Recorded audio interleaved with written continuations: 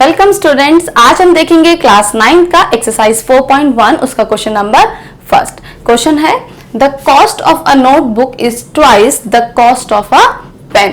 यानी कि जो एक नोटबुक की कॉस्ट है वो पेन की कॉस्ट का ट्वाइस दे रखा है, ठीक है। और बोला कि write a linear equation in two variables to represent this statement. हमें इस स्टेटमेंट को रिप्रेजेंट करने के लिए एक लीनियर इक्वेशन लिखनी है दो वेरिएबल्स में, ठीक है। अगर हम बात करते हैं linear equation in two variables का, तो linear equation in two variables में हमने देखा था कि वो उसकी फॉर्म क्या है, ax plus b y plus c is equal to 0। वो इस तरीके से रिप्रेजेंट की जाती है, ax plus b y plus c is equal to 0। यहाँ पर दो वेरिएबल्स हमने यूज करें, एक x और एक y, ठीक है। दो वेरिएबल्स x और y। अगर हम बात करें a की, तो a क्या है, कोफिशिएंट ऑफ x का कोफिशिएंट। अगर हम b की बात करें तो b क्या है, y का कोफिशिएंट, ठीक है। जो भी नंबर जो आपका y के साथ मल्टीप्लाई हो रहा है वो हमारा y का कोफिशिएंट। c हमारी कांस्टेंट टर्म है यहाँ पर, ठीक है। जैसे कि फॉर एग्जांपल हमने लिखा 3x plus 7y plus 9 is equal to 0। तो यहाँ पर x और y हमारे वेरिएबल्स हैं, दो वेरिएबल्स, क्योंकि यहाँ पर हम टू वेरिएबल्स की इक्वेशंस की बात कर रहे हैं। 3 और जो 7 है, 3x का कोफिशिएंट, 7y का कोफिशिएंट, और जो 9 है वो हमारी एक कांस्टेंट टर्म है, ठीक है। इसमें बस हमें एक चीज याद रखनी है कि जो a, b और c है वो कैसे होंगे, रियल नंबर्स होने चाहिए।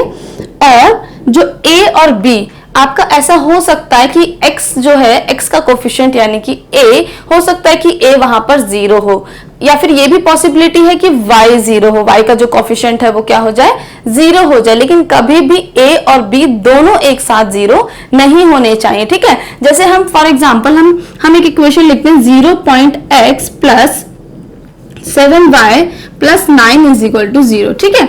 यहां पर हमने क्या किया, x के कोफिशिएंट को 0 से 0 लिख दिया, ठीक है। तो यहां पर हम क्या करते हैं, अगर आप इसको 0 से मल्टीप्लाई करोगे तो ये टर्म पूरी की पूरी क्या हो जाएगी, आपकी खत्म हो जाएगी, 0 हो जाएगी। तो हम इसे लिख सकते हैं 7y plus 9 is equal to 0, ठीक है। ये भी हमारा ठीक है।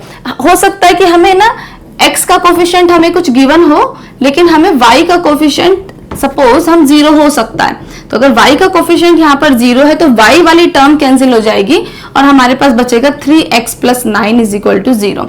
तो पॉसिबिलिटी है या तो a 0 हो सकता है या फिर b 0 हो सकता है, लेकिन कभी भी किसी भी इक्वेशन में a और b दोनों 0 नहीं होने चाहिए। क्योंकि अगर हमारा a और b दोनों 0 हो गया, दोनों कोफिशिएंट 0 हो गए, तो x वाली टर्म भी कैंसिल हो जाएगी, y वाली टर्म भी 0 बन जाएगी। तो आपकी दोनों वेरिएबल्स वाली टर्म्स दोनों ही चली गई, उस इक्वेशन से वेरिएबल ही चला गया, ठीक है। तो इसलिए हमारा कभी भी a और b दोनों एक साथ कभी भी 0 नहीं होना चाहिए एक linear equation in two variables में।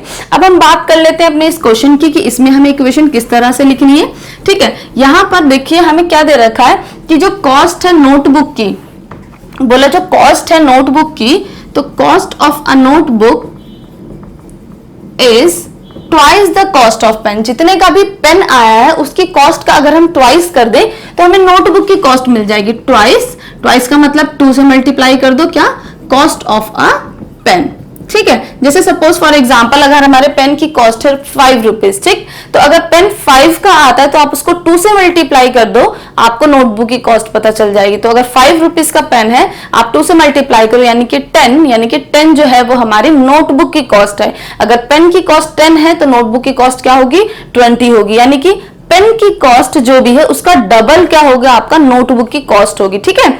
जैसे कि अब यहां पर अगर हम बात करें तो हमारे पास दो चीजें जो हमें नहीं पता, क्या क्या चीज, एक तो कॉस्ट ऑफ पेन हमें नहीं पता, दूसरा कॉस्ट ऑफ नोटबुक हमें नहीं पता, ठीक है। हमें नहीं पता कि एक पेन कितने का आता है, हमें यह भी नहीं पता कि एक नोटबुक कितने की है। दो चीजें हैं, दो अननोन्स है, ठीक है। तो हमारे पास दो अननोन है तो हमें कितने वेरिएबल लेने पड़ेंगे, 2 वेरिएबल लेने पड़ेंगे। हम मान लेंगे कि कॉस्ट ऑफ नोटबुक x है और कॉस्ट ऑफ पेन y है, ठीक है। क्योंकि हमें उनकी एग्जैक्ट फिक्स्ड वैल्यू नहीं पता तो हम उन्हें किसी एक वेरिएबल से रिप्रेजेंट करते हैं, ठीक है। जो भी आपके पास अननोन हो जिसकी आपको वैल्यू नहीं पता तो उसको हम ना x या कोई भी वेरिएबल से रिप्रेजेंट कर देते हैं। तो यहाँ पे हमारे पास दो अननोन्स हैं, दो वेरिएबल्स लेंगे। तो let the cost of a notebook की कॉस्ट को हम मान लेते हैं कि वो x है और कॉस्ट ऑफ पेन पेन की कॉस्ट को हम मान लेते हैं कि वो क्या है, हमारा y है, ठीक है, ₹y। तो x नोटबुक की कॉस्ट x हो गई, पेन की कॉस्ट y हो गई। क्वेश्चन में हमें क्या कह रहा है कि कॉस्ट ऑफ अ नोटबुक, एक नोटबुक की जो कॉस्ट है, तो अभी हमने नोटबुक की कॉस्ट क्या मान ली, x is equal to its twice किसका है, twice the cost of a pen. Cost of pen हमने क्या माना, y, तो ये हो जाएगा x is equal to 2y। और अगर आप इसको इस तरफ लेकर आओगे LHS में, तो x माइनस 2y, इधर प्लस का इधर माइनस का हो जाएगा, x minus 2y is equal to 0। तो ये हमारी लीनियर इक्वेशन हो गई दो वेरिएबल्स में। देखिए यहाँ पे दो वेरिएबल है, एक x और एक y, तो दो वेरिएबल्स की लीनियर इक्वेशन हमने इस तरह से रिप्रेजेंट करी।